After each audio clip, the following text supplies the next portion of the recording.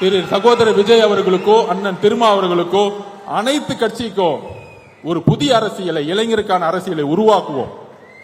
புரட்சியாளர் அம்பேத்கர் ஒரே ஒரு கனவு தான் சொன்னார், நீங்க எதுக்கு வேணா போராடுங்க. தலித் மக்களை பார்த்து உடனே சொன்னாங்க, அதிகாரத்தை நோக்கி போராடுங்கள், அதிகாரத்தை உருவாக்குங்கள். அதிகாரம் தான் நம்மளுடைய சமத்துவ மின்மையை தூக்கி எறியும். என்னுடைய தாய் இறப்புக்கு ஒரு காரணம் ஜாதி. அந்த ஜாதியை தூக்கி எறியதுக்கு தான் தலைவர் திருமாவளவன் கூட போய் சேர்ந்தேன். எல்லாரும் சொல்லுவாங்க, என் கம்யூனிஸ்ட் சர்டிபிகேட்டை பார்த்துட்டாங்க, இவரு அவருன்னு. எனக்கே என் ஜாதியை தெரியாது. ஏன்னா நான் ஒரு விளையாட்டு வீரன். தமிழக விளையாட்டு மேம்பாட்டு ஆணையத்தில் படிச்சு இந்தியாவோட பிரசிடண்டா நின்றுட்டு இருக்க. இன்னைக்கு இந்தியாவோட பிரசிடண்டா நின்றுட்டு இருக்க.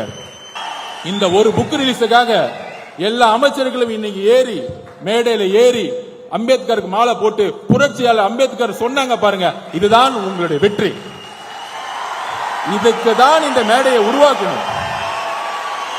இந்த மேடையை அதற்கு தான் உருவாக்கினோம். புத்தக